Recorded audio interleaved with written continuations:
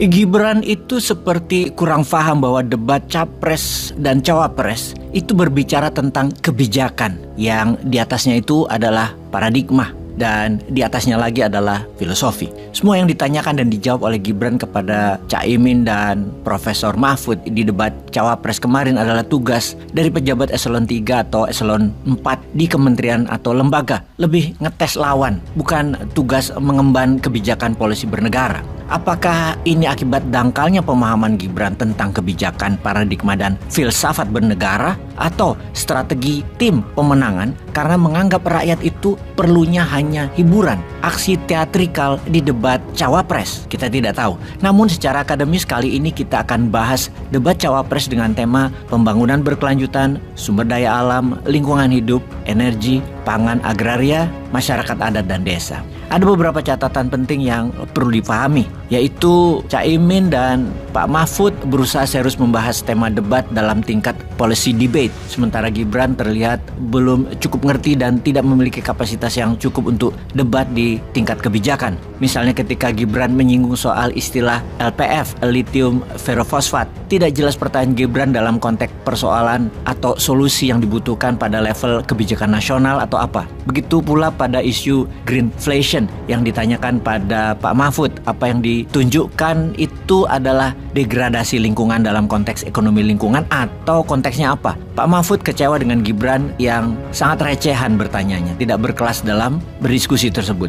Satu hal lagi, isu bioregional yang diangkat Muhaimin sebagai basis pembangunan dijawab Gibran dengan isu pemerataan pembangunan di Indonesia secara umum, bukan bioregional based planning. Muhaimin dan Profesor Mahfud menyoroti kegagalan pembangunan Jokowi. Keduanya mengatakan Jokowi gagal dalam membangun kemandirian pangan, redistribusi lahan, menjaga kemandirian desa, dan mengejar transisi energi. Dikatakan gagal. Mahfud dan Muhaimin juga sepakat terjadi kegagalan dalam pembangunan sektor agraria, baik merujuk pada UU PA maupun fakta terjadinya konflik agraria yang semakin membesar. Muhaimin juga mempersoalkan agenda redistribusi lahan yang tidak ada.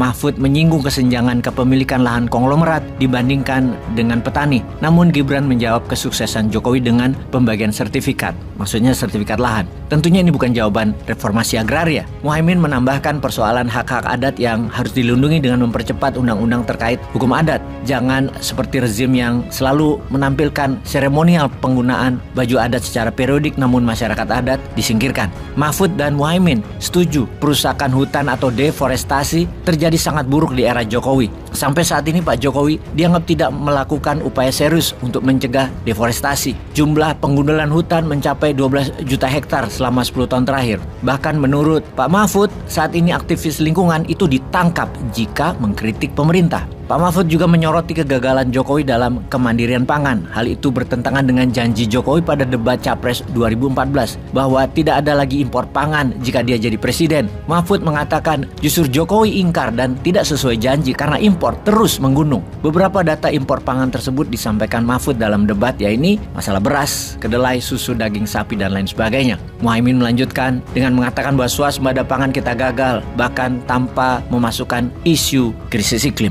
Sebab petani diabaikan. Sebaliknya korporasi besar diutamakan. Kegagalan pengadaan pupuk, harga, dan keterjangkauan merupakan fenomena nyata saat ini. Dalam hal konflik agraria dan berkembangnya illegal mining, Mahfud menekankan bahwa semua ini tanggung jawab pemerintah dan khususnya aparatur yang membiarkan mafia-mafia tersebut berkuasa. Kerusakan iklim dengan deforestasi jutaan hektar lahan terus berlanjut di era Jokowi, tidak ada keinginan untuk memperbaiki. Urusan mafia-mafia penguasaan lahan tersebut yang dikatakan Pak Mahfud, Gibran menjawab, cabut aja hak tanah atau IUP yang ilegal. Lah, ilegal yang nggak punya IUP, Mas, apa yang dicabut? Bagaimana sih? Mahfud mengatakan bahwa justru pemerintah saat ini melindungi mafia-mafia tambang dengan menghalangi prinsip-prinsip keterbukaan informasi dan pembiaran oleh aparat. Menurut Mahfud, langkah penting adalah negara harus membuka siapa-siapa memiliki lahan-lahan di Indonesia, termasuk yang melakukan penguasaan secara ilegal. Kedua, pedang hukum jangan lagi tumpul.